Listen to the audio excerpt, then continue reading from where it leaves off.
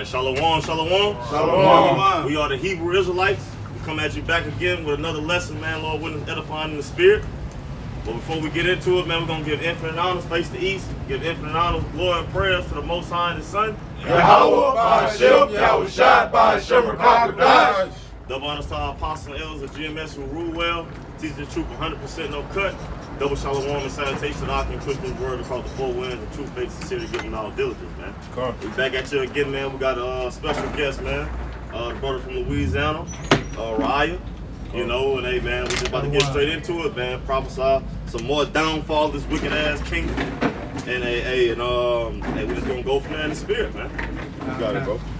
Backing up what the elder brother said, hey, we're just prophesying the downfall of this current kingdom of the Edomites, as you know, as the so-called white people. Because as you can clearly see, we're at the end of this society. We're at the end of this society, this kingdom, this current age, this current world, whatever you want to call it.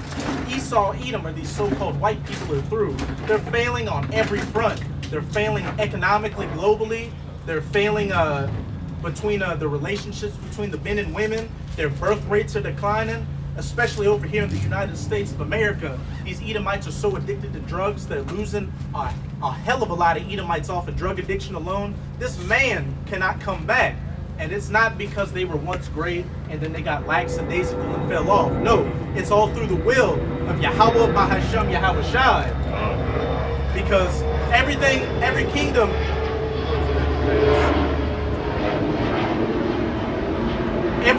that has ever ruled, from the Assyrians to the Babylonians to the Medo-Persians, the Greeks, the Romans, which are Edomites all the way up until today, was set up by Yahweh, Ba'Hashem, Yahushai. Actually, if any brother can remember it, it's in Psalm 70 where it says, promotion comes neither from the east nor the west, but from the Most High. I think I got it. They can tie right along with Yahweh ruled in the kingdom of men, man. And he gives it which way he go, whatsoever he wants to. I'll pull it out. I got it. Oh, you got it? Psalms chapter 75 and verse 6. It say, for promotion cometh neither from the east, nor the west, nor from the south, but Yahweh is the judge. He put up down one and he set up another. Hey, that speaks for itself perfectly. Every single heathen rulership that has ever been brought up has only been brought up through the will of Yahweh, Ba'Hashem, Yahushai to fulfill prophecy. The Assyrians were brought up for their reason. The Babylonians were brought up for their reason. The Egyptians, the Medo-Persians, all the way up until this current beast system we're in right now. The United States, which is a part of that NATO-EU alliance. Right. The fourth beast, the last leg of the fourth beast, the iron toes mixed with miry clay in Daniel chapter 2. Yeah, I got you. We're gonna get it. This Romans 9 and 17. For the scripture said unto Pharaoh, even for this same purpose have I raised thee up, that I might show my power in thee, and that my name might be declared throughout all the earth. Therefore has he mercy on whom he will have mercy, and whom he hardens. Keep going. Oh, hey, backing up that Psalm 72. What was according to Romans 9, what was Pharaoh brought up for? To be an affliction unto the children of Israel. And every time the Most High brought a plague unto those ancient Egyptians, what did Pharaoh want to do? He wanted to let the Egyptians go, but the Most High, through his will, because the Israelites go.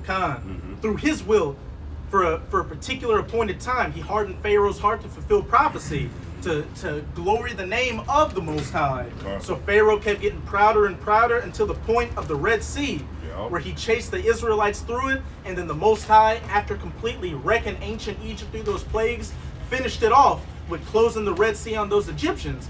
And it's no different than these modern day spiritual Egyptians. You Edomites have been brought up for an appointed time to fulfill prophecy, be the devil, turn this planet into a wilderness, just so the Most High can show you that he rules in the kingdom of men. Because you Edomites, real quick, because you Edomites didn't do anything by your own volition. Right. You didn't come up with the airplanes or the machine gun or any nuclear bombs or anything because you're just naturally smarter and better than everybody. Because when you look at you Edomites, even growing up, I knew you Edomites were weak. You couldn't go in the sun. They're base. Your base. You couldn't go in the sun. You got sick from every goddamn thing out here. While I looked at Jake growing up, and I was like, how are these people who they can go out in the sun? They're physically better. Substandard living conditions. They got more salt. They're just even Edomites. Because when I was growing up, I grew up around Edomites, other than Jake's. So I could see the lust that Esau had towards Jake, and even never saying Jake was better, calling them niggers and joking about that, but through their spirit acknowledging Jake was better. I always wondered that. Why are these people that are obviously better underneath these people? But when you understand these scriptures, everything comes into perfect play. It was only through the will of the Most High that you Edomites were set up. Your blessing was the sword, these different weapons and ideologies you put out there, as well as the fatness of the earth and the dew of heaven to fulfill prophecy, to bring about the last leg of the fourth beast, to show what a wicked kingdom looks like, to punish Israel. But once you've reached those bounds, you cannot pass them. And we're damn near at it, because we can see your kingdom's going down quickly. Yes, sir. You're failing on every single level, and you can't. There's going to be no "Make America Great Again," nothing like that. You won't be able to dig yourself out of this hole that the Most High has been allowing you to dig yourself into. Right. Going back to pretty much the premise of everything, the Most High ruleth in the kingdom of men and setteth up everybody. I'm holding it. Oh, bring it out. I'm holding it. That's figured. And then you got your precept and any other brother. This Daniel 4:17 because he mentioned it. I was holding it. That's the one we were going to start off with. All right, this matter is this Daniel 4:17. This matter is by the decree of the watchers. And who are the watchers? The men you're seeing on the cameras right now on the highways and byways, as well as put up video epistles. We're the watchers. Hey, they got that movie, The Watchmen. We're watching everything that's going on, watching the news and filtering it through the scriptures, and then coming out on these videos and these the highways and byways preaching the word, letting the elect, the lost sheep, know what time it is. The decree of the watchers, breaking down these scriptures and telling you exactly what times you're living in and exactly how everything's about to play out. Because we sighing and crying because of the abominations that being done in the midst of our sight, man. But it says this matter is by the decree of the watchers and the demand by the word of the holy ones, to the intent that the living may know that the Most High ruleth in the kingdom of men and giveth it to whomsoever he will, and setteth up over it the basis of men. Hey, back up that Psalms chapter 71. Promotion cometh neither from the east or the west, from the Most High. The Most High setteth up whomsoever he will allow to rule. And right now, it's the basest of men, you Edomites. As it says in Job around chapter 30, that they were children of base men, children of fools. You Edomites didn't do anything of your own volition. The Most High set you up to fill prophecy. And it's clear to see you Edomites are the basest of men. You fornicate with animals, you fornicate with men, children, everything that is completely contrary to the scriptures.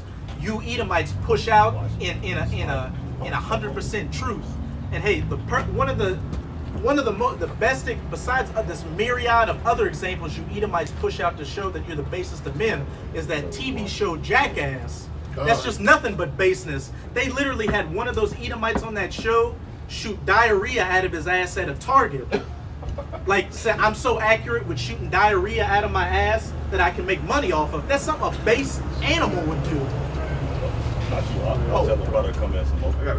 And in no other point in history can you imagine, because the heathens are beneath us. But even when you read about their kingdoms, you would have never read about them glorifying shooting diarrhea out of their ass. No.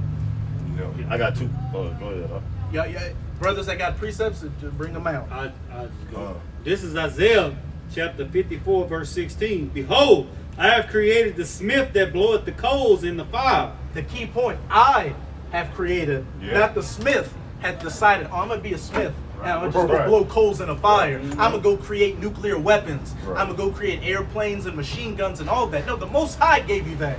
Yahushua, when he was Isaac, when he was giving out the blessings to Jacob and Esau, he gave you that blessing of the fatness of the earth and the dew of heaven and of that sword. And you're living up to it. And what's beautiful about that is not only did Yahushua give you that blessing when you were Isaac, but when he makes his second coming, he's taking it back. He's taking it back as Yahushua. Not meeting you as a man, as it says in Isaiah 47, but as that angelic force really sunning you. Because our son. Yeah. Hey, if I can make a quick point, that's like you give your child your child a toy or something, and they keep on, fucking with the toy until they tear it up and be like, give me this motherfucking toy. And if you can't share this motherfucker with your siblings, then I'm gonna take the motherfucker back, goddamn, fuck it. So that's how Yahushua gonna do when he come back, man. He gonna take that damn blessing he gave to y'all, and he gonna take it away from y'all, man. Come. It says, let's start over. Isaiah 54:16. Behold, I have created the smith that bloweth the coals in the fire, and that bringeth forth an instrument for his work. And I have created the waster to destroy. Hey, the Most High, hey, if any brothers holding that Proverbs 16:4. I got you. Oh, you got it? Yeah. Oh, Come on close up. Hey, that backs up the precept the brother just brought out. Hey, the Most High has created the smith that blows the fire and that waster. And that's what we're about to get in that Proverbs 16. He has created the... Oh, you got it. Come. And this is the scripture backing it up. This is Proverbs chapter 16 and verse 4. And it says, the Lord Yahweh had made all things for himself. Yea, even the wicked for the day of evil. The Most High created all things for himself, even the wicked for the day of evil. The smith that blows the coal on the fire and the waster to destroy. As it says in Psalm 17 verse 13, the wicked who is my sword. You Edomites are nothing more than an instrument of the Most High to fulfill prophecy. He gave you all this knowledge to create these weapons and to create this bullshit ass society, destroy the earth just for a season, that little season. You, as it says in Revelation 20, you were released for a little season to deceive the earth. And you've just about fulfilled those prophecies. We're waiting for the mandatory implementation of the MOTB, and like a wrestler hitting those rubber wires on the ring, you're gonna hit it and bounce back. You won't be able to get past it. Once you hit those bounds, you're gonna go back to where you were always meant to be, as the goddamn tail under the children of Israel. Don't get it twisted. As you call us niggers, spics, and tontos, you didn't come over to the so-called New World or the west coast of Africa to enslave inferior peoples because they were so-called inferior. This was our punishment from the Most High for going off. You wouldn't have been able to do a goddamn thing unless the Most High allowed it. Because when you actually look into the history, Gad was whipping your ass. The Northern Kingdom in Central and South America was whipping your ass, and Jake on the west coast of Africa was whipping your ass. But it wasn't prophecy for us to whip your ass and keep sovereign. It was prophecy for us to be taken down by you for a season, learn our punishments, the elect to wake up, and then, as it says in Isaiah chapter 10, to no longer lean upon him that smote them. You're seeing the elect, those dry bones, wake up and get those flesh and those sinews on them. And that's why we're no longer leaning upon you. We're leaning upon Yahweh Hashem Yahushai and preaching these words. Right. And that's the power of this thing that you can't deal with because you're a carnal-based man. As it says in Matthew 24 verse 14, and this gospel of the kingdom shall be preached in all the world for a witness unto all nations, and then shall the end come by simply the elect, the 144,000. Al-Baratazah, these brothers and myself are of that number, preaching this word on the highways and byways. We're bringing about the downfall of your kingdom, and there's nothing you can do about it because this is all spiritual, and you were set up to be the wicked. You were set up to fulfill prophecy into a point, and then once you hit those bounds which you cannot pass, you're going to go down and go back to exactly where you needed to be, a servant underneath our feet. And there's nothing you can do about it. And that's the beautiful thing about it. Because I know, I'm at least speaking for myself. Growing up as a young child, I didn't really grow up around Jake like that. I grew up around Edomites. And you started to get a certain kind of complex. Like, you're just a so-called black guy in society. You got to work around things to try to live up to these standards and all that. But once you come into this truth, you realize this man ain't shit. He's fucking worthless. And now it is how long, Yahweh, because we can see, I look at these Edomites with disdain, with disgust, knowing you're underneath our feet. And it's just how long until you take these fucking dogs, out of that high place and put them in the doghouse, put that leash on them with that short chain attached to the brown hand of an Israelite. And that's quickly what's coming, and it's beautiful. As Yahushua told his disciples in Luke chapter 10, many kings and prophets and great men have desired to see the days that ye see and have not seen them, Where we're at right now is what every man of the Lord has been diligently looking for. From Assyria all the way up until today. The downfall of our enemies, especially our chief enemies being you Edomites, and the ushering in of the kingdom of heaven. That 40 years of Solomon becoming an eternity under Yahushua. Any brothers hold any precepts? This is the book of Job, chapter 20 and 4. Knowest thou not this of old, since man was placed upon earth, that the triumphing of the wicked is short, and the joy of the hypocrite but for a moment? Hey, the triumphing of the wicked is short, and the enjoyment of the hypocrite is for a moment as well. When you think about it, I'm young. I'm 28. So for my short life in this reincarnation, 28 years of seeing these Edomites rule feels like a long time. 500 years to a human mind seems like a long time, but as it says, the days of eternity are like a drop in the ocean to a Most High. We've got eternity waiting for us. We're gonna live the full day, 1,000 years and then some for eternity. So what's 500 years to these measly, what's eternity to these measly 500 years that this dog has been living? Ain't shit, man. God, when we're really in the kingdom, and Abarat Dazah, these brothers and myself are of that number, and we've got those glorious bodies of that elect number living for eternity, it's going to be like a bad, as I believe it says in that scripture, it's going to be like a bad dream.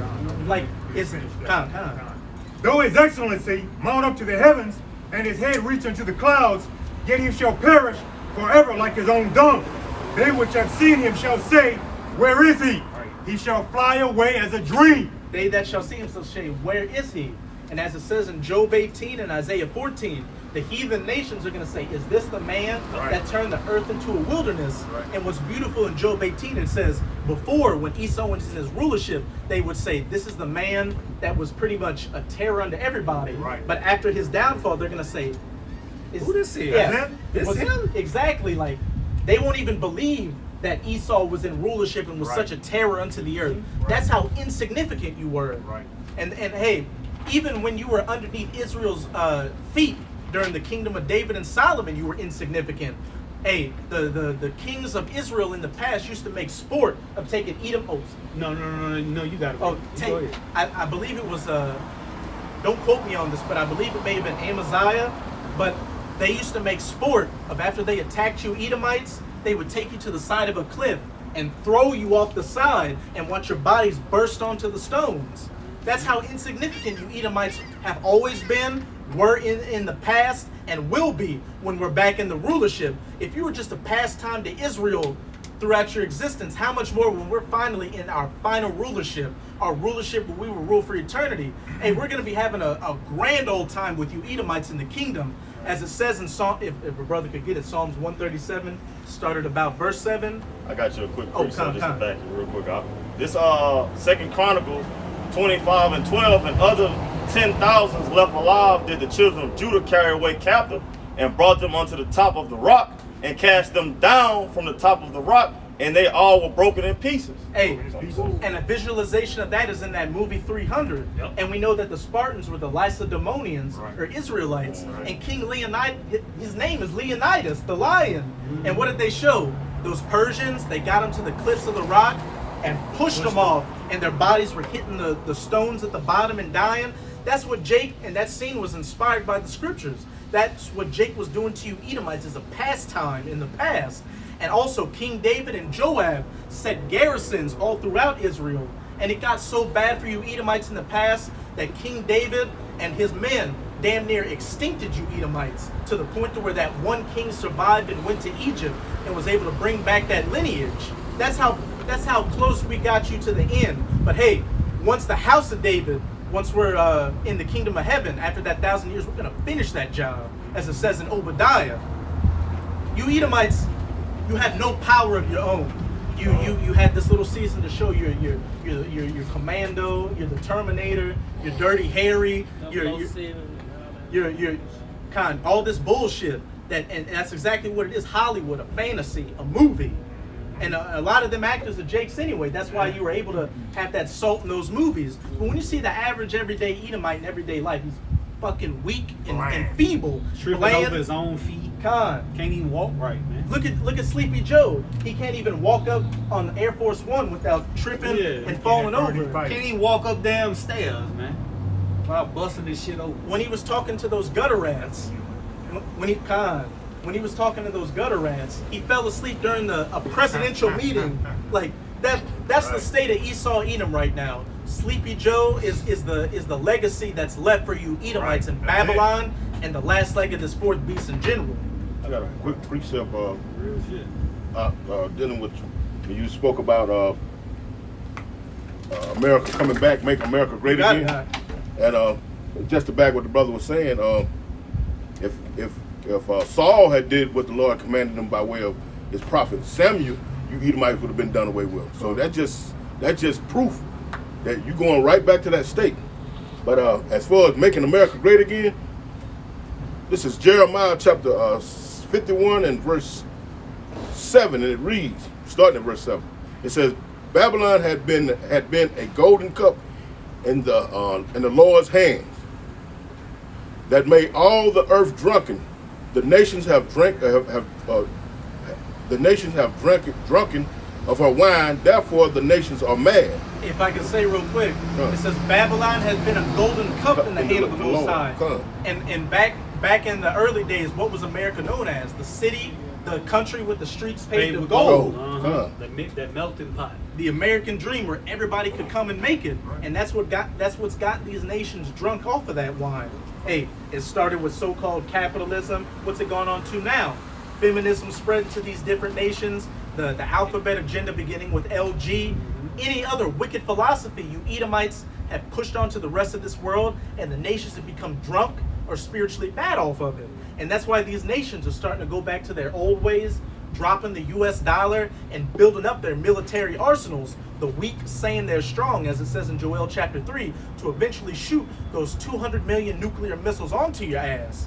And it's not just going to be these heathen nations, but other Edomite nations as well. The other parts of this beast and those 10 horns, the EU and NATO. Everybody is about to light that fire under your ass, and you ain't got enough water to put it out. I must get this. It's Jeremiah 50 and 23. It say, how was the hammer of the whole earth cut asunder and broken? How was Babylon become a desolation among the nations? And you know what's beautiful about that precept, considering America or Babylon as a hammer? I've always heard people talk about the U.S. military as a hammer. They say, hey, if you're a hammer, every problem's got to look like a nail. And that's how the U.S. military gets down. They're the hammer of the earth, and every problem looks like a nail. They go to these different countries, completely wreck shit on them, set up shop, and turn it into a little Babylon, a little wickedness. And there was a book written by a man who was considered an economic hitman. It was called Confessions of an Economic Hitman, which I recommend you Aki read out there, where he said, my job was to go to third world countries that were rich in natural resources and try to do business with them to try to get America to fuck them over. First, we would send in the economic hitmen, which would go to like a leader of a third world country and say, look, we know your country's got oil, lithium, rare earth minerals, or whatever. How about this? Not for the rest of your country, but for you. We will set up your family for life. You'll be able to get the most beautiful women you want, American military backing you up, money, US dollars, you name it, if you just play ball with us. Yep, destroy the heart. Con. And if they said no, then they would send in the jackals, which were CIA hitmen. They would send in the black ops, like Call of Duty and all that, those missions you play, that they send in the black ops to go and try to assassinate the man. And we saw that with Nicolas Maduro. They sent in those drones to try to kill him. And if the assassinations didn't work, then they would send in, and what does it say in Isaiah?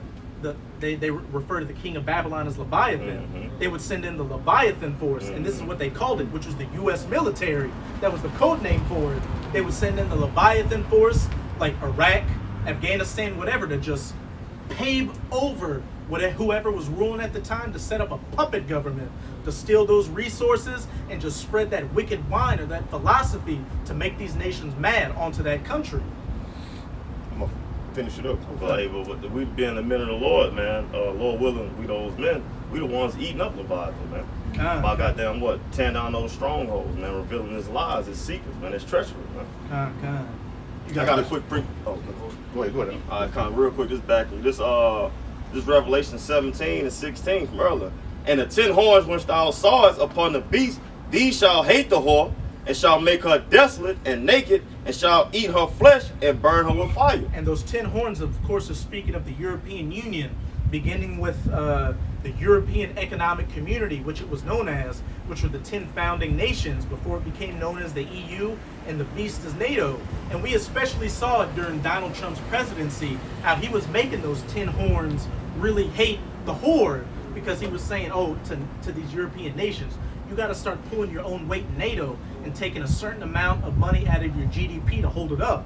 And a lot of nations were pissed off about that. And even before then, with the Syrian civil war, the Libyan war, you name it, all these European nations that ever go to bat for you Edomites in America always feel the blowback. You had the Syrian civil war and the Libyan civil war, and all those refugees that really should have came to America, because we were the ones that wrecked those countries. They went straight into Europe, and now they're living in Europe. Those Ishmaelites and those Hamites are pushing Islam on those people, handling their women, doing all that. And that's all because, and that's another reason why the 10 horns upon the beast are hating this country, because every time America does something, it's these European nations that feel the blowback. And just recently, you had the whore of the mother, the UK, Great Britain, getting onto America due to the Afghanistan pullout. They're saying, look, we spent all this time doing all this just for you to pull out. And guess who's going to get the majority of those, this is how those Great Britain Edomites are thinking, who's going to get the majority of those refugees? We are. While you're just going to go back and sit on your fat ass like nothing happened.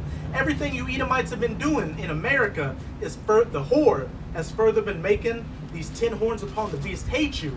And what it's going to culminate in is them allying themselves with your chief enemy, those Russian Edomites, the North Country in Jeremiah 50 verse 9, and Gog in Ezekiel chapter 38. Those nations gathered unto the North Country to altogether shoot those 200 million nuclear missiles onto you, turning you into the biblical lake of fire from sea to shining sea, and then that desolate, uninhabitable wasteland afterwards.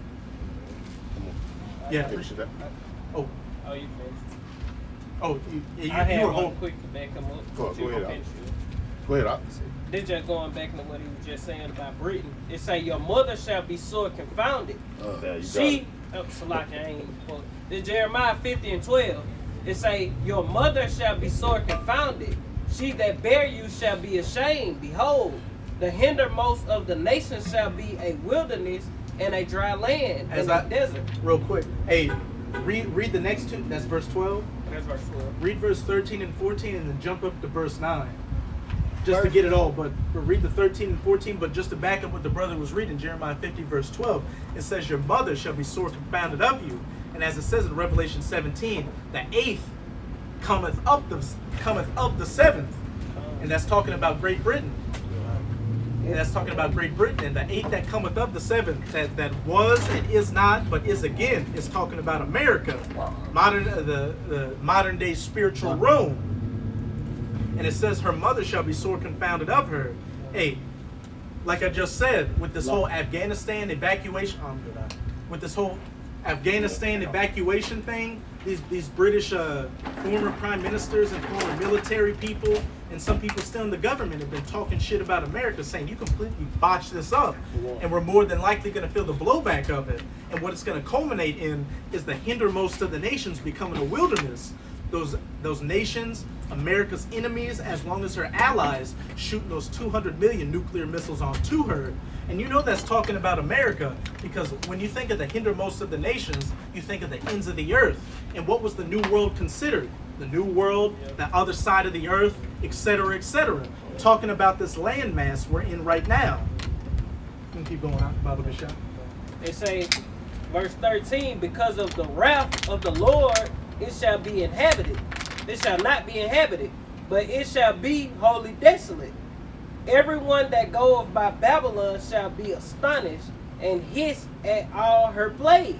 At the beginning it said, because of the wrath of the Most High, it shall not be inhabited. And Baba Kashaf, could a brother get me Isaiah chapter 13, started around verse 17 and just read on down to the bottom. But because of the wrath of the Most High, it shall not be inhabited, but be a desolate wilderness. The wrath of the Most High being judging you Edomites. Hey, globally it's coming, but first and foremost it's coming to Babylon the Great, because you're the chief nation that has afflicted the apple of his eye. The so-called Negroes, Latinos, and Native Americans, who are the true children of Israel. This was the hub of the transatlantic slave trade. This was the hub of slavery, colonization, the Reconstruction era, all the way up until today. The majority of Israelites have suffered majorly in Babylon the Great, and they still suffer until this very day. The young brother on the other side, Karataza, when we were driving to camp today, we were watching a video where this, you know that term Karen, Edomite bitch, bugging out. She went up to a Eve, a so-called black woman, at a Victoria's Secret and started hitting on her. She started hitting on her, and then when Eve started calling the cops or security on her, she started crying, saying, "I got mental issues. It's not my fault. Everything, whoop-de-whoop-de-woo." That's all you Edomites have been doing. You've been attacking the so-called Negroes, Latinos, and Native Americans, and then when the authorities show up, so to speak, they busted first. Yeah. They the victim. You say you wanted Isaiah 13 and 17. After the brother gets these precepts. Verse 14 to say, "Put yourselves in array against Babylon round about, all ye that bendeth the bow. Shoot at her, spare no arrows, for she hath sinned against the Lord Yahweh by Himself." And as it says in Jeremiah, I believe it's verse 50 or 51, her sins have reached unto heaven. Hey, you Edomites have just about, especially in Babylon the Great, the United States of America, you've just about reached those bounds which you cannot pass. So now these archers are about to bend that nuclear bow and shoot those nuclear arrows onto you, because the scriptures are spoken parabolically, and bows and arrows, flying swords, javelins, spears, you name it, are symbolic for those nuclear missiles. So that's what they're about to bend the bow and shoot at you. And in Jeremiah 50 verse 9, it gives you more what's that? It gives you more descriptive. I got you a precept real quick. It gives you more clarity of what it's talking about. If you don't mind, we just get that Jeremiah 50 verse 9 real quick. I got it right here. Oh, 50 and now you got it? Yeah. They're not going to be able to be stopped. Hey, and Joel, real quick, and Joel, what it say, the arrows, they gonna be invincible, so to speak. The missile defense system rockets can hit the nukes, but the Lord's Spirit gonna be on those weapons to go straight through them and keep moving and not break their range.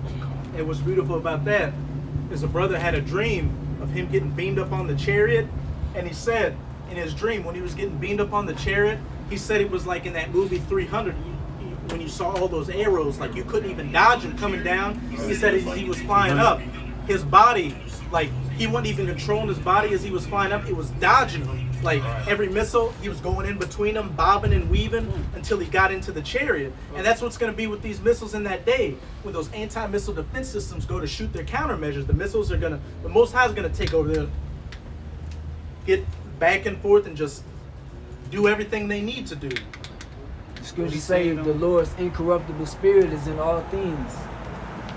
What he said on 300, he said our arrows will blot out the sun. Right. What the 300 said, we're gonna fight in the shade. Exactly.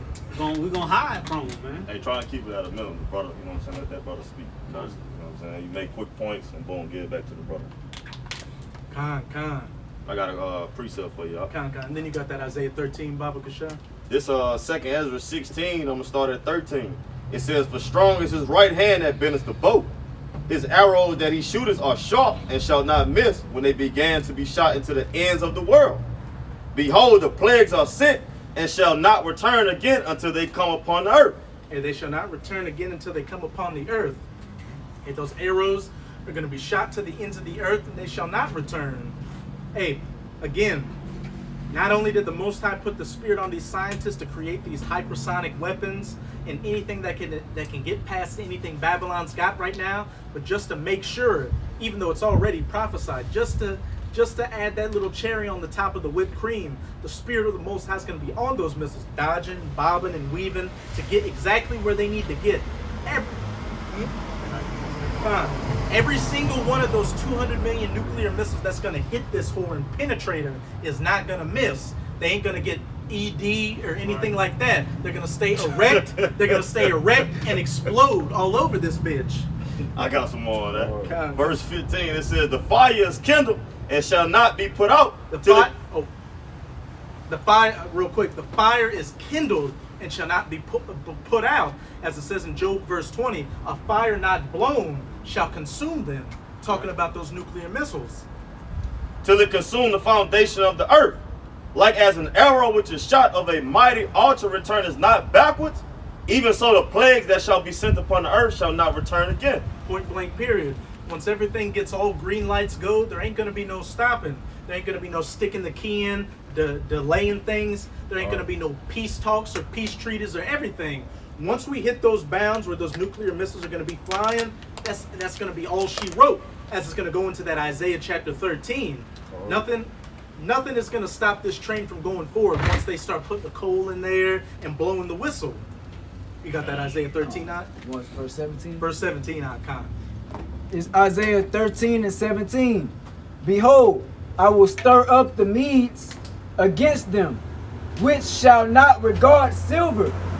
And as for gold, they shall not delight in it. And those Medes, those spiritual Medes, they're talking about the Russians, the Gog in Ezekiel chapter 38, and the North Country in Jeremiah 50 verse 9. And what is one of the symbols for the Russians? The bear. And what was one of the symbols for the Medo-Persian Empire? The bear with the 3 ribs in his mouth. That's talking about those spiritual Medes, those spiritual Persians, talking about that North Country Russia. And it said they shall not regard gold or they shall not regard silver. They shall not accept silver. And as for gold, they shall not regard it.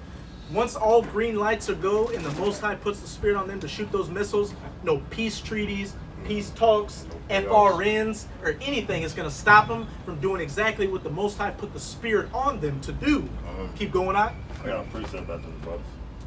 Verse 18, their bows also shall dash the young men to pieces, and they shall have no pity on the fruit of the womb. Their eyes shall not spare children. Hey, the bow shall dash the young men to pieces and shall not spare children. If you're not of that elect number in Babylon the Great, the United States of America, when these missiles hit, it doesn't matter if you're a 1 month old, a 1 year old, 5, 12, 18, all the way up to 88 or whatever year old. Hey, if you're not of that elect number, that bow is not going to spare you. You're going to get that Sarah Connor treatment and get burned up slowly and painfully by one of these 200 million nuclear missiles from sea to shining sea. There will be no mercy except for the elect. And that's the spirit, that's the power we're dealing with. As it says in Exodus chapter 15, the Most High is a man of war. Yahweh is his name. Our power is a man of war. This type of stuff that takes place, that's what really energizes him. So, if I could add, the scriptures also says that with the Heavenly Father, there is no respect of person. Point blank. So it doesn't matter who you are, man. If you're not of that number, you're done. If you're not serving the Lord, you're done. And the only way to go out honorably is to be serving the Lord. Whether you, if I can say real quick, whether you are a martyr on this side, you get beamed up on the chariots. As long as you bend your knee to Yahweh Bahashem, Yahweh Shai, and not to Baal, that's an honorable death. And to back up what the brother was saying, what does it say in Ezekiel chapter 9, verse 4 through 6? Slay utterly, young and old, maid and little children, and begin at the house of the ancients. If you ain't of that elect number, you ain't making it. And the death, if you don't get killed by one of these other calamities of Jacob's trouble, if you survive all that, the only thing you get to look forward to is that cherry on top, those nuclear tipped ICBMs. You got it, Doc? Isaiah 13 and 19. And Babylon, the glory of kingdoms, the golden city, the golden cup, the American dream, the place whose streets are paved of gold. This is where you come to make your dreams come true, as Alicia Keys said. It says, the beauty of the Chaldees' excellency shall be as when the Most High overthrew Sodom and Gomorrah. And how did the Most High overthrow ancient Sodom and Gomorrah? With fire and brimstone from the sky. Hey, he did such a work in Sodom and Gomorrah that you can go to that old site and find little balls of pure sulfur that you just need to light it a little bit with a lighter, and it takes up in fire. And that was thousands of years ago, and that is still around. And besides being known as Babylon the Great, what is America also known as pursuant to Revelation 11 verse 8? 11. Spiritual Sodom. Spiritual Sodom in Egypt. So the spiritual Sodom, the spiritual modern Sodom and Gomorrah is going to be destroyed with modern fire and brimstone. Those 200 million nuclear tipped ICBMs. You got to keep going on. You're going to just go down to the bottom of it. Verse 21. It shall never be inhabited, neither shall it be dwelt in from generation to generation. And is that talking about ancient Babylon, which is in current day Iraq? You just had the Iraq War back in 2003 to 2009. And if you go on your phone right now to Google images and put in tourists in Iraq or anything, you'll see a Ishmaelite cooking some lamb on a spigot somewhere, looking at a little boy or something.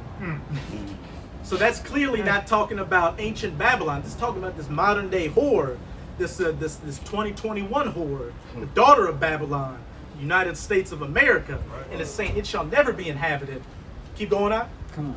Neither shall the Arabian pitch tent there. Hey, going into the Arabians, because we know you Ishmaelites like to go and do snow angels and sand, do sand angels and all that. You like lived in the desert. Hey, this place is going to become such an irradiated wasteland that even your fucking hairy onion smelling ass ain't even coming over here anymore. Neither shall the shepherds make their fold there. Keep going on. Verse 21. But wild beasts of the desert shall lie there, and their houses shall be full of doleful creatures, and owls shall dwell there, and satyrs shall dance there. Verse 22. And the wild beasts of the islands shall cry in their desolate houses, and dragons in their pleasant palaces. And her time is near to come, and her days shall not be prolonged. Her days shall not be prolonged. And once you Edomites reach those bounds which you cannot pass, that's it. Once you've hit those little plot points you're supposed to hit, hey, that's when those nuclear missiles are going to fire over here and hit this place and turn it into the biblical lake of fire from sea to shining sea, and then that desolate, uninhabitable wasteland afterwards, which after a time only desert creatures will dwell here. Right. And it's going to stand as an eternal memorial as to what a wicked kingdom looked like, how not to govern the earth, and what the judgment and punishment is for afflicting the apple of the Most High's eye, the true children of Israel, who are you so-called Negroes, Latinos, and Native Americans. You know, the brother Kadar had a precept. Yeah, just bagging up. Just bagging up. Just feeling this gonna fall right into play here. This is Jeremiah chapter 51, and I'm gonna read verse 11 first, and then I'm gonna jump back up and do. You can break it down too if you want to. Come. This is Jeremiah chapter 51 and verse 11. It says, "Make bright the arrows, gather the shields. The Lord Yahweh had raised up the spirit of the kings of the Medes," like the brother going into. The spiritual meat where the people who are inhabiting that land now are the so-called Russians. You understand? For his device is against Babylon to destroy it, because it is the vengeance of the Lord Yahweh, the vengeance of his temple. And that's going into listen. This man was just raised up for a little season to fulfill prophecy. But now it's at his wit's end. And he made a comment earlier about America being great. And we're gonna go into that with these last two verses in Jeremiah. Jeremiah 51, same chapter, verse 8, and it says, "Babylon is fallen. Babylon is suddenly fallen and is destroyed. Howl for her. Take blame for her pain. If so, she may be healed." But now we know that's not gonna be the case.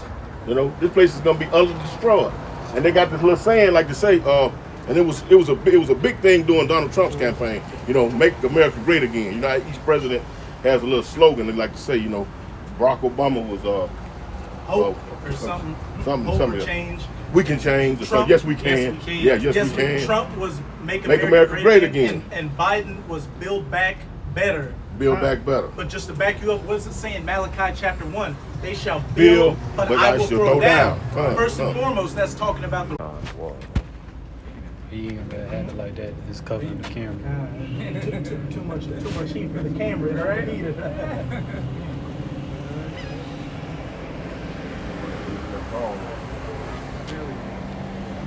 it in the cooler. I'm gonna just hold it. That way I can keep it on. It's back going though. Back on. Yeah, I'm it's gonna back hold it. going. You can move. You get your towel. I'll hold. Flip it around.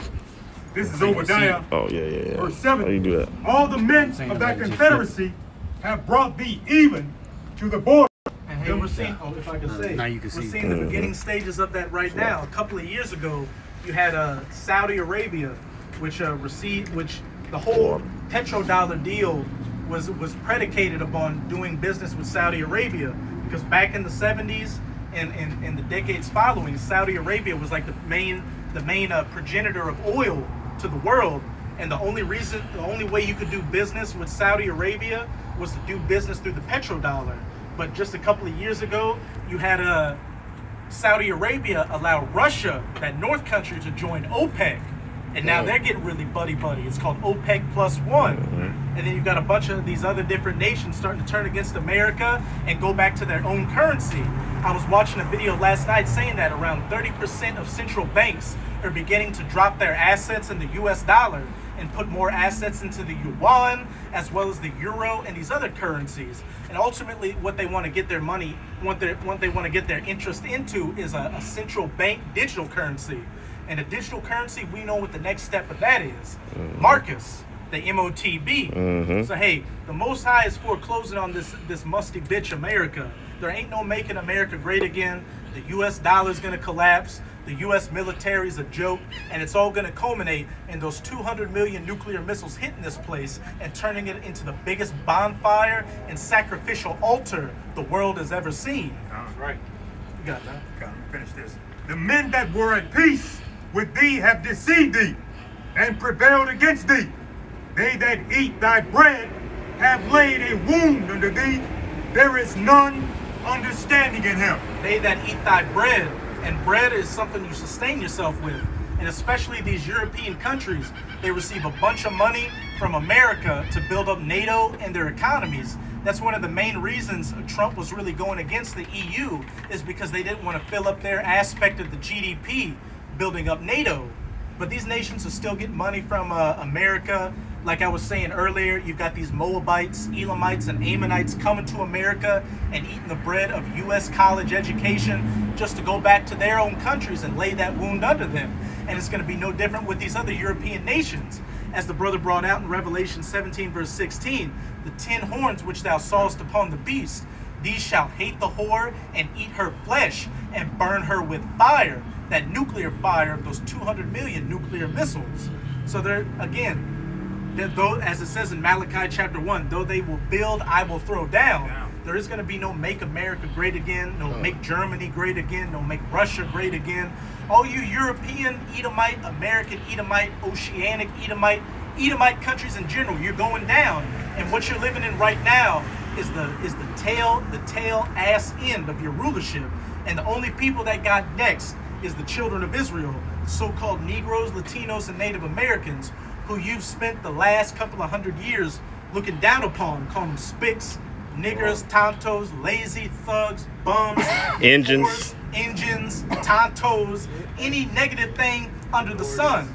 And they even had a quote from Adolf Hitler, who was saying, if these Americans, he didn't say Edomites, but he said if these white Americans understood that there's living the same lot as the ancient Egyptians, afflicting the children of Israel as ancient Egypt afflicted them, then they'd be terrified and would change their ways. But that's not the case. That's not a part of prophecy. Just like the Most High hardened ancient Pharaoh's heart to afflict the children of Israel, he's doing the same thing to you Edomites, just so your downfall can be that much greater. Just like everybody now remembers the Exodus story, they remember the 10 plagues, they remember the Red Sea getting split, the children of Israel and Moses. I got a precept to call real quick. Get Jeremiah 23 and what it is. You'll get it out. You know where's that. You got it. Finish it out. As it says in Jeremiah, they shall no longer say the children of Israel that came out of Egypt, but the children of Israel that came out of the North Country, North America. When the Most High takes down Babylon the Great, the United States of America, that's going to be the new Egypt in the kingdom of heaven. The Passover is going to be this. These were the men, the women, and the children that came out of America.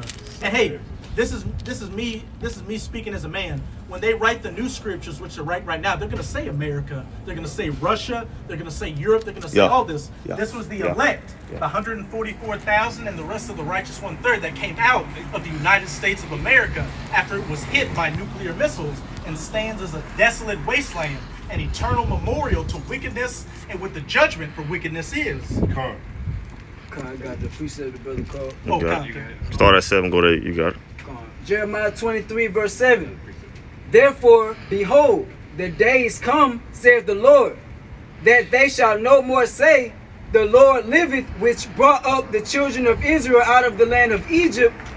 Verse 8. But the Lord liveth, which brought up and which led the seed of the house of Israel out of the north country and from all countries whither I have driven them. That's how cold-blooded the Most High is, because what's this known as? North America. The United States of America is known as North America, as well as all the other countries they were scattered to, as it further goes into in Isaiah chapter 11, from the coast of the sea and from Cush, all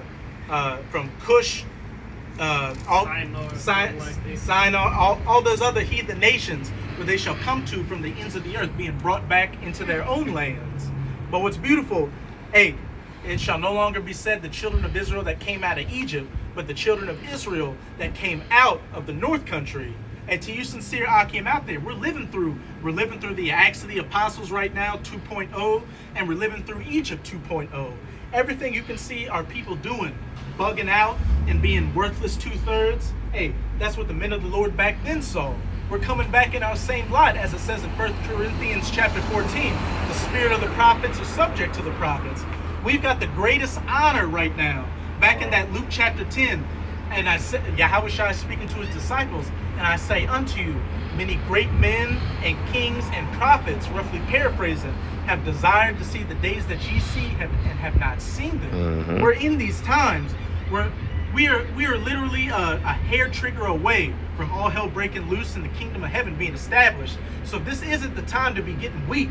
This isn't the time to be looking back like Lot's wife into the world. And of course, we got demons messing with us, and we got a whole host of problems bothering us, but we know that we can see the finish line. We can see that little bit of red tape we got to run through. All we got to do is just pull it out of ourselves to not get tired and winded, and just bust through that tape and drink that, the people hold out the water, keep drinking that spiritual water that the angels are holding out for us to keep going forward. And to back you up, I just finished in verse 8. You got it? It says, and they shall dwell in their own land. And they shall dwell in their own land. And when you go into Ezekiel, the end of Ezekiel chapter 37, what does it say? That I shall bring them into their own land. And David, you got it? I was about to pull it. Oh, you got it then. I got it. No, I ain't got it, but I'm going to pull it though, Hey, we'll wait for you, Aki. Oh, okay. It's the spirit. Let's leave it at 37. About 20.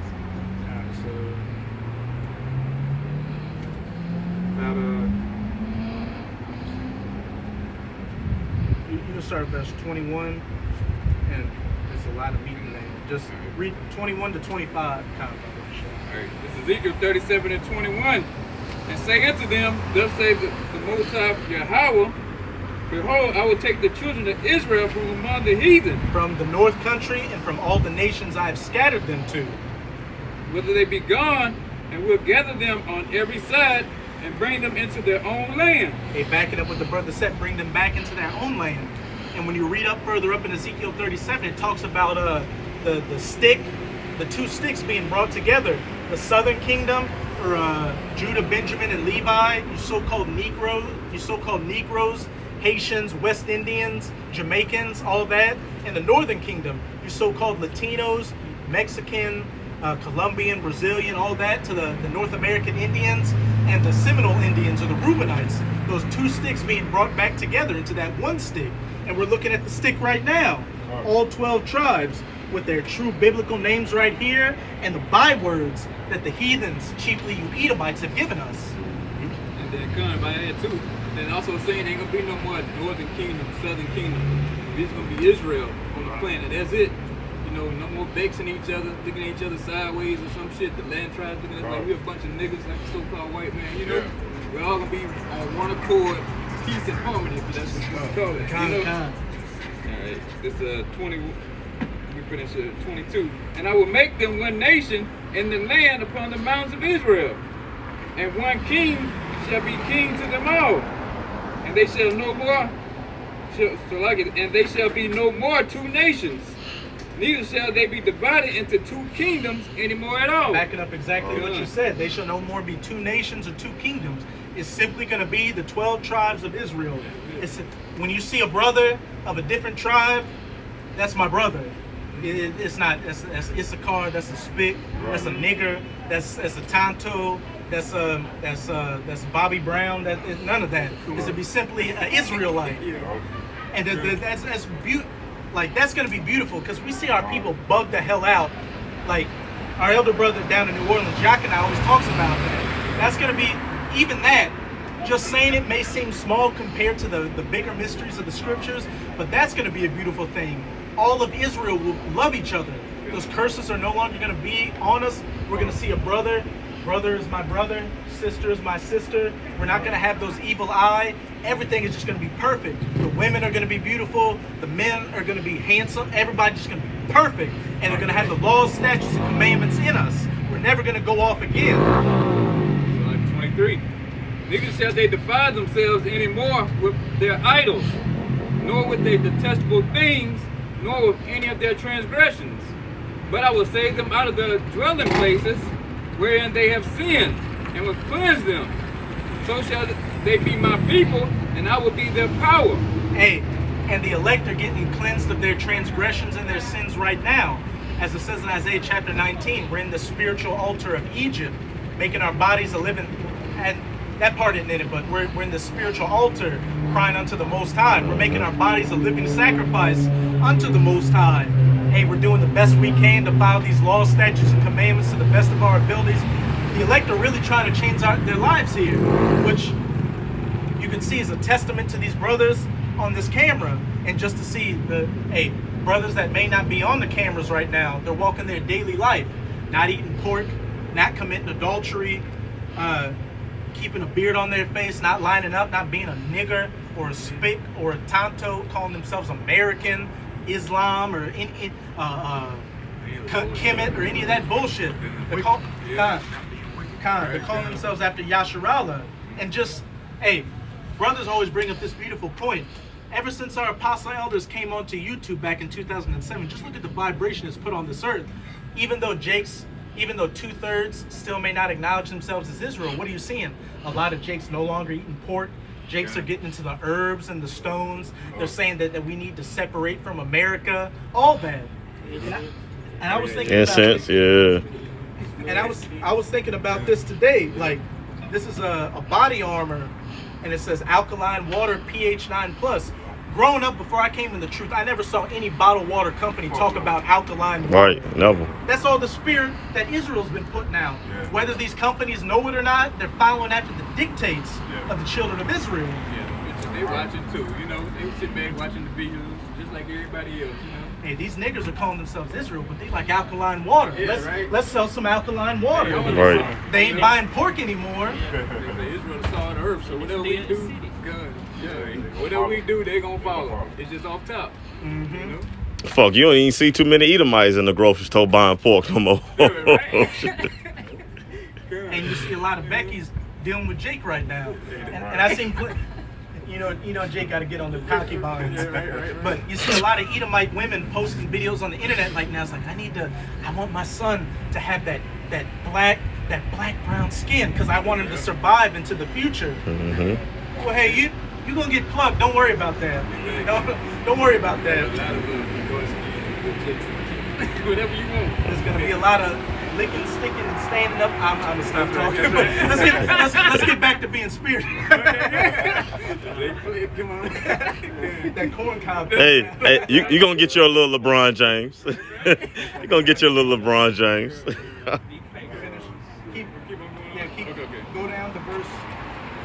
Go down to verse 26, and then you got it. And then whatever precepts the other brothers got, you got it. And David, my servant, shall be king over them, and they shall all have one shepherd. They shall also walk in my judgments and observe my statutes and do them. As it said in verse 24, David shall be king over them. Hey, what, Salakia, real quick, what's that big controversy that them the guerrilla Hebrew Sakar and them got? Yeah. The scripture just said, look, that David, and we know above David is who? Yahweh Shah, of course, and Yahweh, but man, that kills everything that they were talking about, like Elder Yahshua was putting out, man. Upon Peter shall I build the rock of my church, Exactly. and the keys. And then in Revelation, it says the keys of David. And if Peter was built to be the rock of the church, and it's saying David shall rule over them, that's that's showing that David and Peter are synonymous, and that David is Peter in the reincarnation. And not only in that Ezekiel 37, but also in Hosea. Also in Hosea as well, it says that King David shall be established again as our king over us. Second Samuel. Matter of fact, let me get it real quick, Baba Kushad. This let me see. Is it second? Let me see. All right, bam. This is right here. This let me make sure. It's a lot. You keep talking, it's a lot. Oh, hey. Hit it. Yeah, this it. This 2 Samuel 2 and 4. I'm gonna start at 47, go to 51. It says, "The Lord liveth, and blessed be my rock, and exalted be the Most High of the rock of my salvation. It is the Most High that avenges me." And we know who talking right here. This is David. And David was Peter, and what Peter means, rock. And it says, verse 48. It says, "It is the power that avenges me, and that bringeth down the people under me, and that brings me forth from my enemies. Thou also hast lifted me up on high above them that rose up against me. Thou hast delivered me from the violent man. Therefore will I give thanks unto thee, O Lord, Yahweh Shem Yahushua, among the heathen, and I will sing praise unto thy name. He is the tower of salvation for his king, and shows mercy to his anointed, unto David, and to his seed forevermore." And what's it saying? Psalms, it's in the 60 chapters. It says, "Hey, Moab is my washpot. Over Edom will I cast my sandal. Over a Philistine," talking about the Hamites, they're all going to be under us. Hey, when King David's rulership was up, as well as King Solomon, these heathen nations were under us. So how much more with the house of David? It's going to be no different. We're joint heirs with Yahweh Shai. And so these heathen nations are going to be under us. And I lost my train of thought. Yeah, pretty much. Hey, the heathens are going to be under us in the kingdom of heaven. That's a good.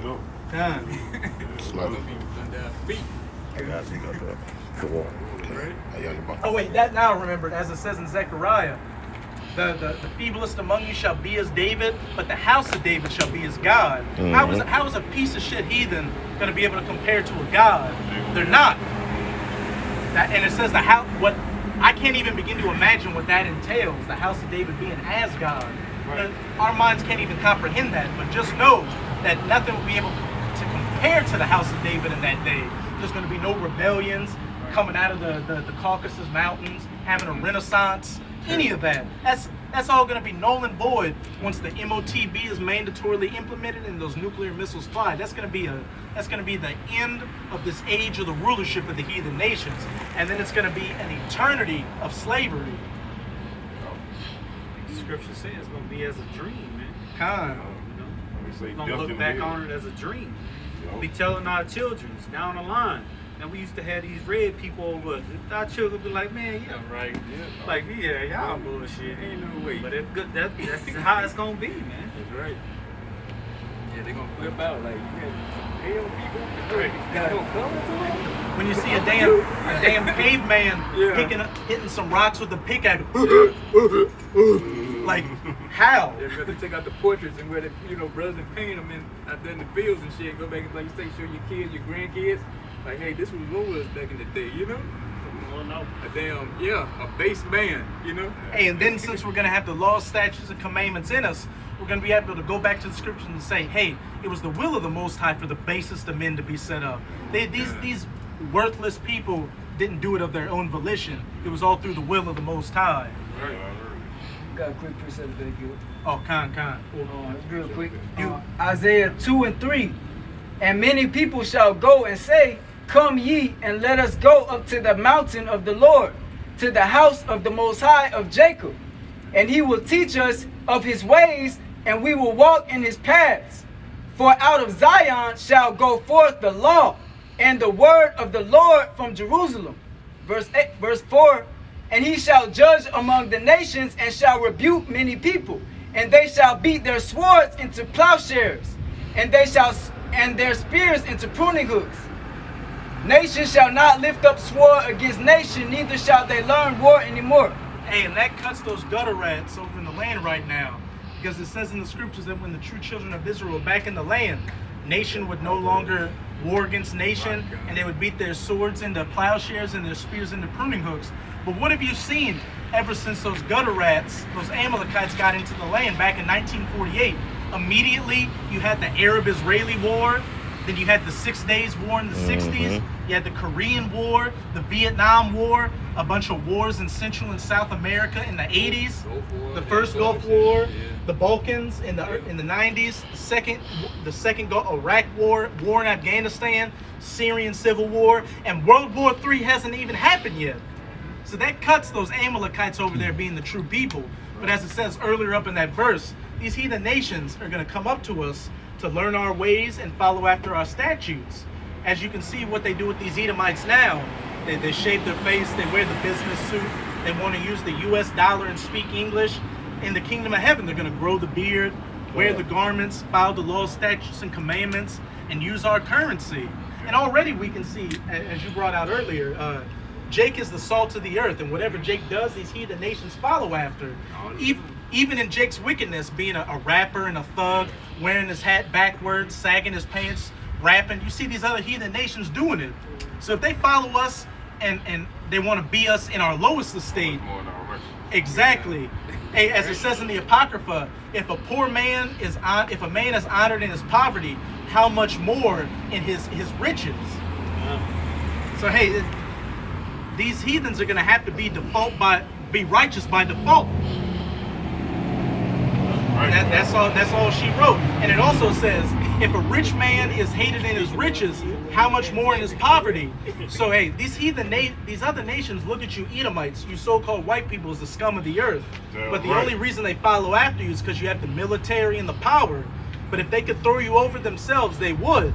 So when you're finally underneath our feet, hey, just like you aided in afflicting Israel's affliction, you're going to aid in afflicting Israel's affliction of you Edomites. These other heathen nations will be like, man, they got Esau under them. I know they're beating the shit out of me.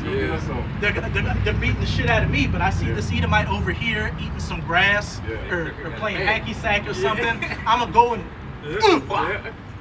Coon for Israel. Cooning for Jake. Yeah. Good. All right, go to 25. Right, this is Ezekiel 37:25. And they shall dwell in the land that I had given unto Jacob my servant, wherein your fathers have dwelt. And they shall dwell therein, even they and their children and their children's children forever. And my servant David shall be their prince forever. It mentions David 2 times in the same chapter. So clearly David is going to be our king. This is going to be the order. Yahweh, Yahushai, David/Peter, the rest of the 12, the rest of the 144, the 1/3, and then the 2/3 afterwards. As it says in Corinthians, everything in its order. Everything's going to be in its perfect order in that day, and there's going to be no misconceptions on wherever who stands. And that's the main thing. That's the main problem about this wicked, weak, pathetic piece of shit society. America tries to push equality and that everybody's equal, but we can clearly see that everybody isn't equal. Some people are better at football than others. Right. Some people are smarter in mathematics and science than others. Niggers are looked at as the bottom of society, while a Moabite can come here and get a job and send his children to college and all that. There's clearly no equality here. It's all bullshit. This society is built on bullshit and lies. And that's one of the main things I'm looking forward to in the kingdom. No more lies.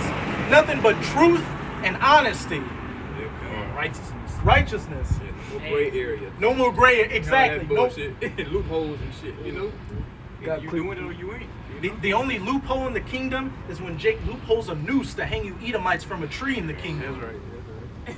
Got a quick precept to back it up. You got that. Well, actually, read me verse 26 and you got that. All right. Moreover, I will make a covenant of peace with them. It shall be an everlasting covenant with them, and I will place them and multiply them, and will set my sanctuary in the midst of them forevermore. I will set my sanctuary in the midst of them forevermore. And it said, moreover, I will make a covenant of peace with them. It shall be an everlasting covenant. You go to Hebrews chapter 8, that new covenant, us replacing those stony hearts with those fleshly hearts, us having the laws, statutes, and commandments in us to where we will never go off again. And that's always been the problem with Israel. When we broke the commandments, death came with it. So if we're unable to break the commandments, what does that mean? Eternity, immortals, never die. And if I can add real quick what the scripture's saying, the Lord say he's going to multiply us. So, hey, that just lets you know, man, the Lord controls life and death. As the scripture says, he's the omnipotent power, man. Even if a woman say, perfect example with Abraham and Sarah, man, she was supposed to be barren. The Lord opened up her womb, man. So the Lord controls everything, man. Everything. All we got to do is follow upon that path that he laid out for us, man. Lord willing, we those men. And keep continuing down it, man. And then don't let, like the scriptures say, don't let no man take that crown. Or as we say in the world, don't let nobody throw you off your square, man. You know, off your path, basically. You got it. You got a garage design. And you can break it down, too. This Nahum chapter 3 verse 1. Woe to the bloody city. It is all full of lies and robbery. The prey departeth not. And that bloody city, just reading verse 2. The noise of the whip and the noise of the rattling of the wheels and the prancing horses and of the jumping chariots, talking about Esau, Edom, the wicked, the so-called white man, as it says in Malachi 1 and 4. Because this city is full of blood and lies. In Genesis 27 and 40, when Isaac blessed Esau with the sword and the fatness of the earth, Esau rules over the fatness of the earth with the sword, but he not just going around killing everybody. He doing it by deceit, which is why he called it devil. And that's why he doing it with lies, you know? Come on, that's it.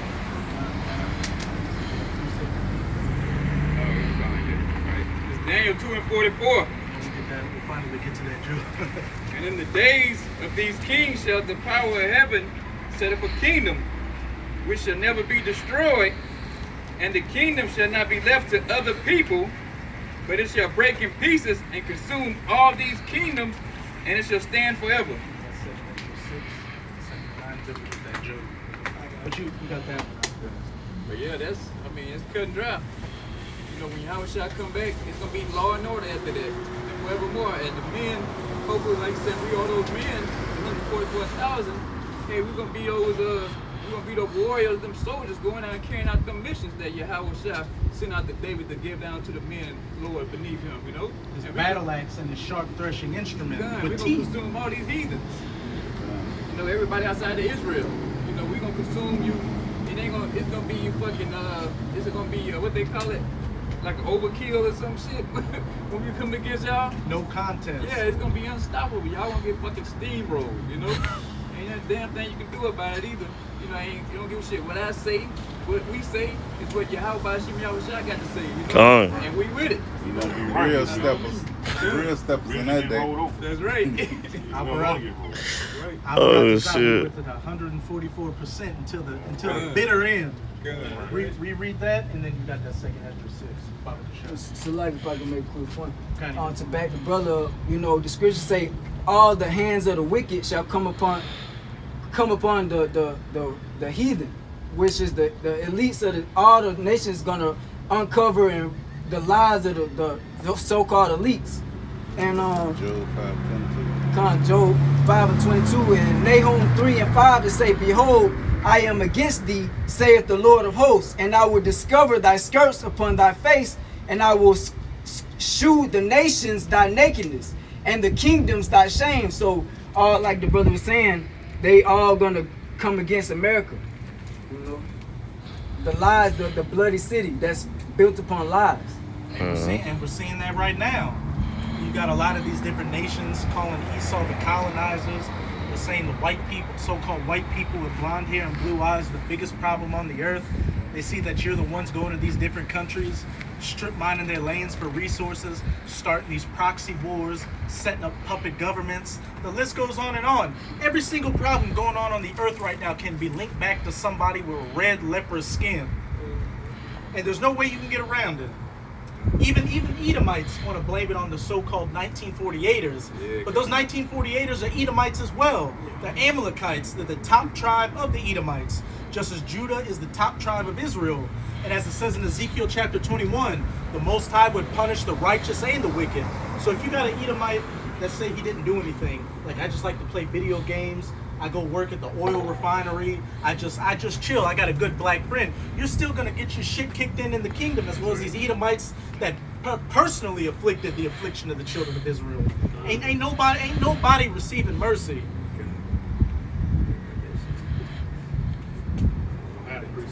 You got the second entrance? Yeah, I got it. Okay. Well, he said he got the second entrance. Read that one real quick and get the second Ezra 6 if you got it on. It's Daniel 2:44. And in those days of kings, and in those days of these kings shall the power of heaven set up a kingdom which shall never be destroyed, and the kingdom shall not be left to other people, but it shall break in pieces and consume all these kingdoms, and it shall stand forever. And the kingdom shall be not left to other people, but shall break in pieces. The only people that got next are what you consider the lowest of the low in society.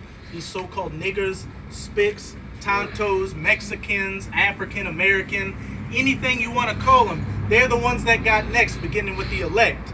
And the kingdom of heaven, the kingdom of Yasharallah, the king of Yahweh by Hashem Yahweh Shai, is the only thing that's coming next, and it ain't going to go down. And this is all prophesied in the scriptures, as it says in 2 Ezra chapter 6. And this is how we know you Edomites are you so-called white people, because it says, let's let the scriptures speak for themselves.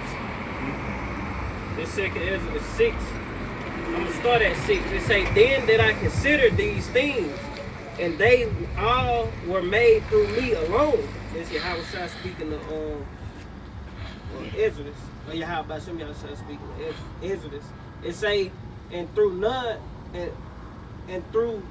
other, by me also they shall be ended, and by none other. Hey, the Most High can control everything. The kingdom gets set up, and the kingdoms come down, all through the will of the Most High. Nobody did anything of their own volition. These thoughts, even these words I'm speaking right now, as they're coming out of my mouth saying this, was all ordained from the Most High. As it says in Job 33, in the night, in their sleep, he sealeth their instruction. Everything that you're doing today was planned in your sleep yesterday by the Most High. We're all just puppets on strings, but the only difference between the elect is we can see the strings and know who the puppet master is. Everybody else is just a puppet thinking they're moving around. I'm living my best life. I'm living my own truth. Hey, we're gonna grab a few more precepts and wrap it up. Okay. The only thing you're doing is the will of the Most High, and he's so cold, he puts it on your mind to think you're doing it yourself. And what's even crazier is that at the beginning of time, before the earth was created, before even Yahweh Shai was created, the Most High knew exactly how your lot and your story was going to play out thousands of years from now. That's the power we're dealing with. We're dealing, as it says in Job, the earth hangs on nothing. Think about this. We're dealing with the power that could snap his fingers and make the earth drop off its axis and fall into eternity. The end from the beginning. If I can make a quick point, the book of life was already written out from the beginning, man. It ain't something that was written out in the middle of our lifetime. Right. Let me get one precept. Actually, we'll get every other brother's precept, and we'll close it out on that 2 Ezra 6, Salaki. So any brothers got any other precepts, we'll bring those out, then we'll close it on that 2 Ezra 6. I got this one. Oh, kind. This is Psalms chapter 139, start at verse 10. It says, let burning coals fall upon them. Let them be cast into the fire, into deep pits, that they rise not up again. Verse 11, Let not an evil speaker be established in the earth. Evil shall hunt the violent man to overthrow him. Verse 12. And you reap what you sow.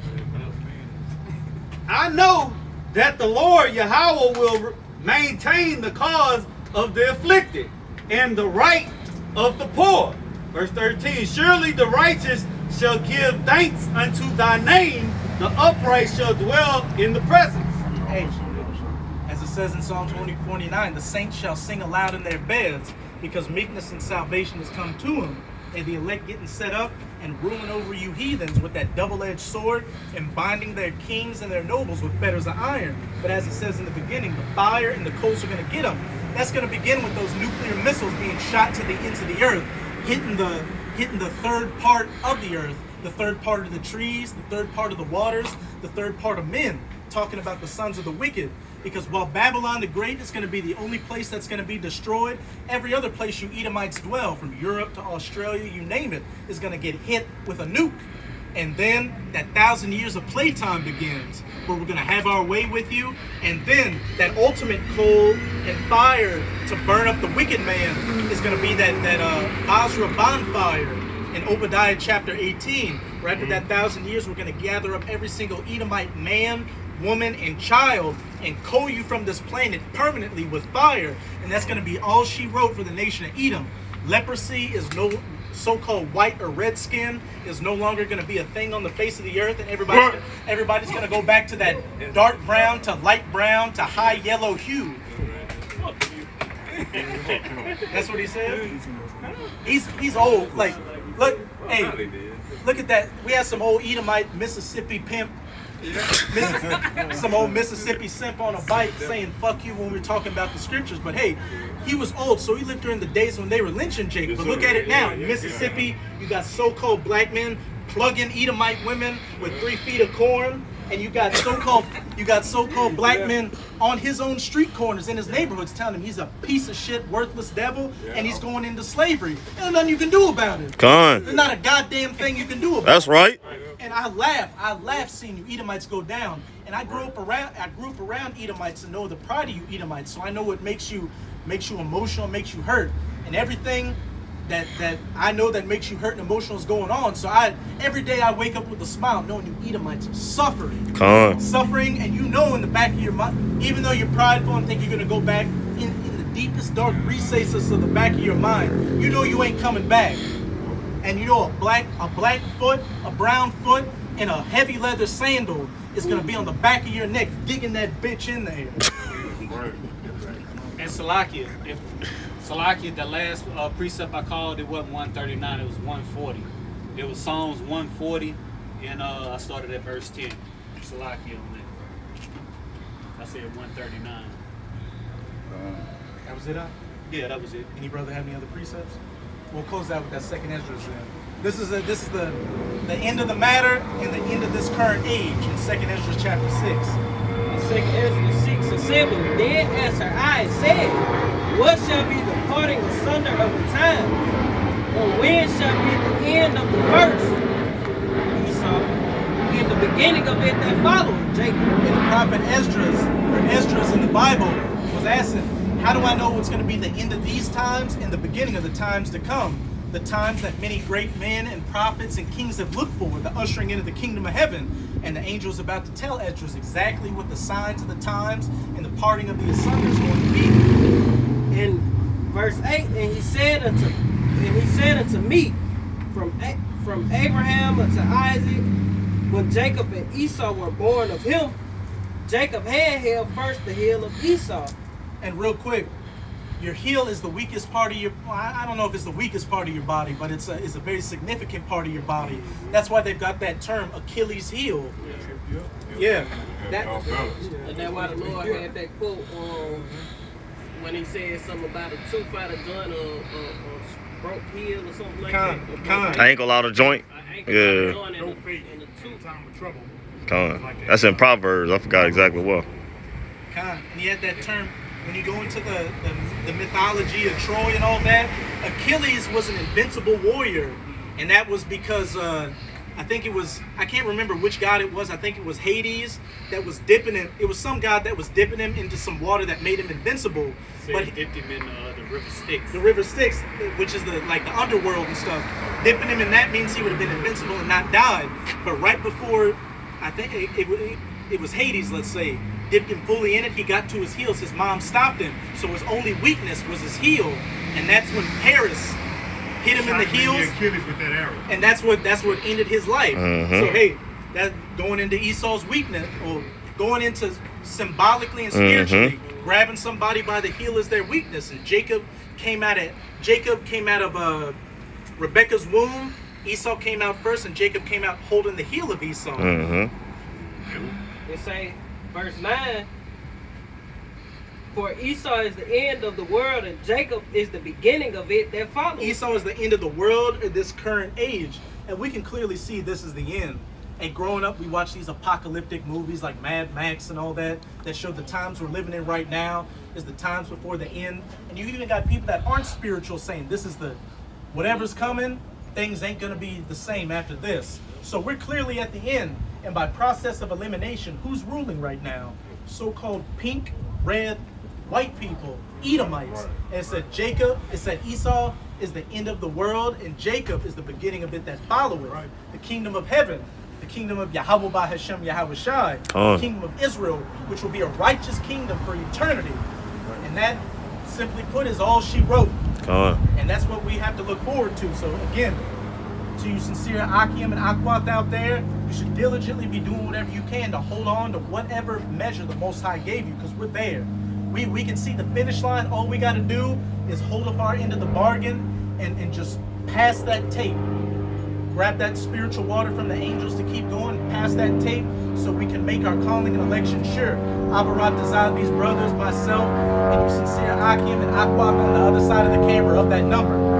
So with that, we hope this camp was edifying to you sincere Akim out there. And we're going to face the east and give all praises, glory, and infinite honors to Yahweh, Ba'ashem, Yahweh Shai, Ba'ashem Rakakwadash. Double honors to the apostles and elders of Great Millstone who rule and teach well. And peace and salutations to you sincere Akim out there, pushing this word of truth and sincerity to the four corners of the globe. May you brothers endure until the end. Ababa Ba! Ababa Ba! Kwam Yasharallah! Kwam Yasharallah! Shalom! Shalom.